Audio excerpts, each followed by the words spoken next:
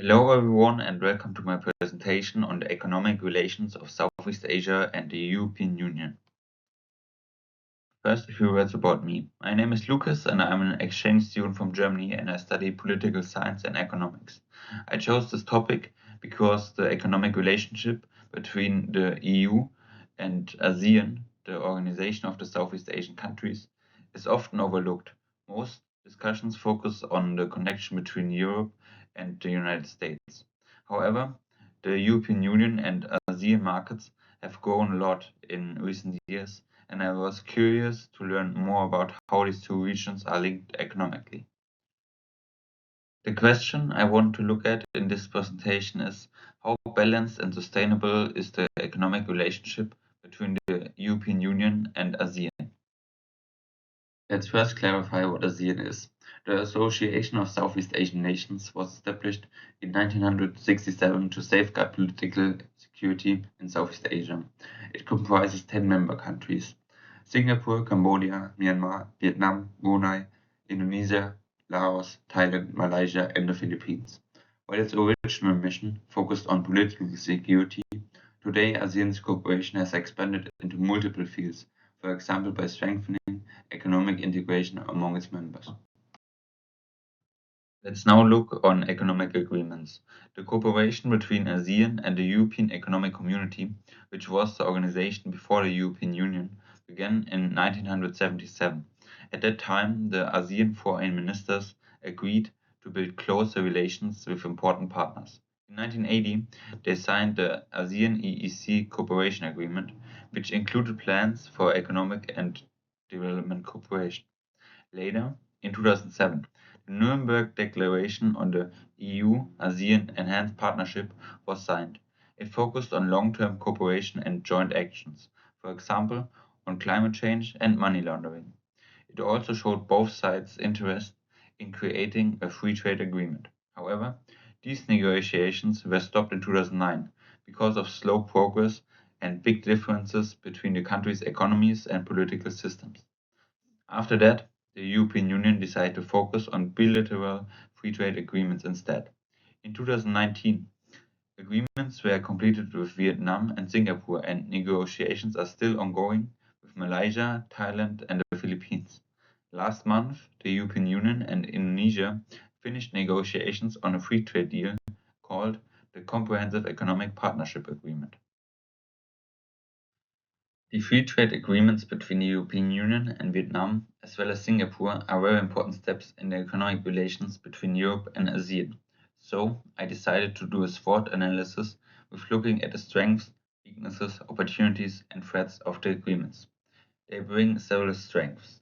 For example, the agreement with Vietnam aims to remove 99% of all tariffs. The deal with Singapore allows tariff-free food exports from Asia to the European Union for the first time. The trade in services is also a big benefit. Singapore has become a stronger financial hub, and Vietnam is gaining higher income from service trade. Another strength is that ASEAN countries without their own free trade agreement can also profit through a system called cumulation, which makes it easier for them to export through Vietnam or Singapore. But there are also weaknesses. There are only a few rules on digital trade, and labor and environmental standards are not legally binding. Also, the free trade agreements are not very open for new services. Only those listed are included. Looking at the opportunities, a full European Union ASEAN free trade agreement could increase European Union's exports by more than 24% and ASEAN exports to the EU by 18%. Both regions could also benefit from economics of scale and use their untapped trade potential. However, there are threats as well. The European Union keeps strong restrictions, for example on palm oil, which affects ASEAN exporters like Indonesia and Malaysia. Also, the different levels of economic development in ASEAN make negotiations and trust with the European Union more difficult. After looking at the free trade agreements, let's now look at the trading volume. Trade between ASEAN and the European Union has strongly grown over the years. In 2000, the total trading volume was about 102 billion US dollars, and by 2016, it had more than doubled to almost 230 billion. Today, the European Union is ASEAN's second largest trading partner, while ASEAN is EU's third largest trading partner. In 2017, the European Union imported much more from ASEAN than it exported. This created a trade deficit of around 77 billion US dollars for the European Union. For ASEAN, it was the opposite, as they had a surplus of about 38 billion dollars. Most of this trade is concentrated in just a few countries. On the ASEAN side, Thailand, Vietnam, Singapore, Indonesia, and Malaysia make up over 90% of the trade with the European Union. On the EU side, the main trading partners are Germany, France, Italy, and the Netherlands. The trade itself is also quite focused, mainly in manufacturing, especially machinery and electrical goods. Foreign direct investment plays an important role in the economic relationship between the EU and ASEAN. In 2016, the EU was the largest source of FDI for ASEAN, providing about 31.5% of all investments. Around 75% of these investments went to Singapore, mainly because of its free trade agreement with the EU. However, by 2022, the European Union had dropped to the fourth largest investor in ASEAN, with around 24 billion US dollars, or 10.8% of ASEAN's total foreign direct investments. Most of the EU investments go into sectors like motorbikes and manufacturing, but investments also flow the other way around.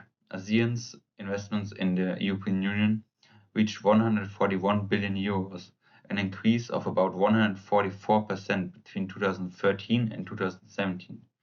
Singapore is the third largest ASEAN investor in the European Union, followed by Malaysia and the Philippines.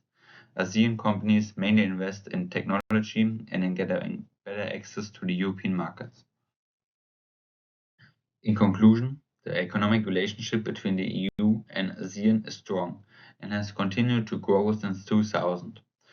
The EU is a major trade and investment partner for ASEAN, while ASEAN is an important but smaller partner for the EU, showing an uneven yet mutually beneficial balance.